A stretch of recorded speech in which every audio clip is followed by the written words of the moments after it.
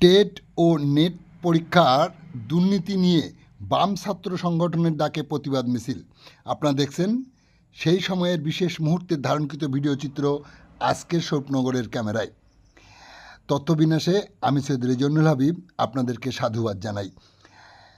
এখন শুনুন বিস্তারিত। এসএফআই, এআইএসএফ, এআইএসবি, পিএসইউ বাম ছাত্র সংগঠনের ডাকে মঙ্গলবার বিকালে নিট ও নেট পরীক্ষার ব্যাপক দুর্নীতির প্রতিবাদে দেশজুড়ে নেটা বাতিলের দাবিতে কেন্দ্রীয় শিক্ষামন্ত্রী পদত্যাগের দাবিতে প্রতিবাদ মিছিল করে কুশপুতুল পুড়িয়ে বিক্ষোভ দেখালো। মঙ্গলবার বিকালে শ্যামবাজার পাঁচমাথার মোড় থেকে মিছিল শুরু করে কলেজ স্ট্রিট পর্যন্ত যায়। এই সময় আন্দোলনকারীরা কলেজ স্ট্রিটের চার রাস্তার মোড়ে বাম ছাত্র সংগঠনের কর্মীরা এদিন কুশপুত্তলিকা দাহ করেন। দেশের কেন্দ্রীয় শিক্ষা মন্ত্রীসহ দেশের কেন্দ্রীয় শিক্ষা প্রতিমন্ত্রী এবং রাজ্যের মুখ্যমন্ত্রী দেশের প্রধানমন্ত্রী নরেন্দ্র মোদীর বেশ কিছুক্ষণ জ্বলতে থাকে কুশপুত্তুল। বামেরা এই দাবিকে সামনে রেখে আরও বৃহত্তর প্রতিবাদ মিছিল করবে এ কথাই কিন্তু আজ জানালেন তারা। ইতিমধ্যে সুপ্রিম কোর্টে এসএফআই এর তরফ থেকে মামলা দায়ের করা হচ্ছে সংশ্লিষ্ট বিষয়ের উপরে। আপনারা দেখছেন জ্বলছে কুশপুত্তলিকা। আমাদের সাথে থাকুন আর দেখতে থাকুন। ভালো লাগলে চ্যানেলটি সাবস্ক্রাইব করে পাশে থাকুন।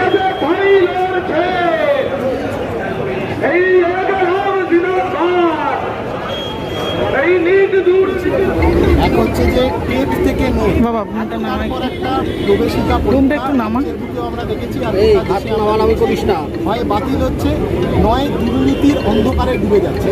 দুটো সরকার মিলে গোটা পড়াশোনার ব্যবস্থাটাকে দুর্নীতি করবার চেষ্টা করছে। কেন্দ্রীয় শিক্ষামন্ত্রী ধর্মেন্দ্র প্রধান এখনো পর্যন্ত ন্যাশনাল টেস্টিং এজেন্সিকে বাতিল ঘোষণা করছেন। আমরা জানতে চাই কি সম্পর্ক ওনার, কত টাকার ট্রানজ্যাকশন হয় ধর্মেন্দ্র প্রধানের সঙ্গে এনটিএ চেয়ারম্যান বা ডিরেক্টর জেনারেলদের, যে এখনো পর্যন্ত এই চূড়ান্ত অপদার্থতার পরেও এনটিএকে বাতিল ঘোষণা করা গেল না। সুকান্ত মজুমদার কেন্দ্রীয় শিক্ষা প্রতিমন্ত্রী এই ধরনের ঘটনা এত লক্ষ লক্ষ ছাত্রছাত্রীর জীবন ভবিষ্যৎ অনিশ্চয়তার মুখে তারপরে দাঁড়িয়েও একটি শব্দ ব্যয় করছেন না, পালিয়ে বেড়াচ্ছে। কেন্দ্রীয় শিক্ষামন্ত্রী, কেন্দ্রীয় শিক্ষা প্রতিমন্ত্রী এরা দুজনে কার্যত ছাত্রছাত্রীদের থেকে পালিয়ে বেড়াচ্ছে। ইমিডিয়েট এদের পদত্যাগ চাই, এনটিএকে বাতিল করতে হবে।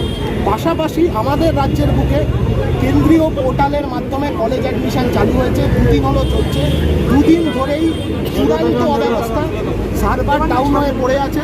কোনো রকম হচ্ছে যে ছাত্রছাত্রীরা তারা কোনো সুবিধা পাচ্ছে না, ছাত্রছাত্রীরা বিভ্রান্ত হচ্ছে, ঘন্টার পর ঘন্টা বসে রয়েছে কিন্তু তাদের নথিভুক্তিকরণ হচ্ছে না। ওবিসি ক্যাটাগরির ছেলেমেয়েরা তারা কী উপায় এই কেন্দ্রীয় অনলাইন অ্যাডমিশন প্রক্রিয়ার মধ্যে অংশগ্রহণ করবে তার কোনো গাইডলাইন রাজ্য সরকার দেয়নি। আমরা দীর্ঘদিন ধরে বলছি এই গাইডলাইন প্রকাশ করতে হবে। হাজার হাজার ছেলেমেয়ে, ওবিসি ক্যাটাগরির হাজার হাজার ছেলেমেয়ে, তাদের ভবিষ্যৎটা অনিশ্চয়তার মধ্যে, এবং তার জন্য দায়ী রাজ্যের সরকার। রাজ্যের সরকারের কাটমানি তৈরি করা, অবৈধ সার্টিফিকেট দিয়ে কাটমানি তৈরি করার জেনারেটর মেশিনটার কারণে আজকে এই ছেলেমেয়েগুলো এই অনিশ্চয়তার মুখে পড়েছে। আমাদের সাফ কথা, রাজ্যের সরকারকে অবিলম্বে সমস্ত অব্যবস্থা এই কেন্দ্রীয় পোর্টাল সম্পর্কিত তার সমাধান করতে হবে এবং ওবিসি ক্যাটাগরির ছেলেমেয়েদের জন্য নির্দিষ্ট গাইডলাইন প্রকাশ করতে হবে। তোমরা আলাদা করে কোনো আদালতে যাওয়ার বা মুভমেন্টের কথা কিছু ভেবেছো? নিট স্ক্যাম নিয়ে অলরেডি এসএফআই তার সর্বভারতীয় স্তরে সুপ্রিম কোর্টে তারা মামলা দায়ের করেছে, সেই মামলা চলছে। পাশাপাশি আমাদের রাজ্যের বুকেও রাস্তার আন্দোলন, একদিকে রাজপথের আন্দোলন আর একদিকে আইনি প্রক্রিয়া, এই দুটোই পাশাপাশি চলবে।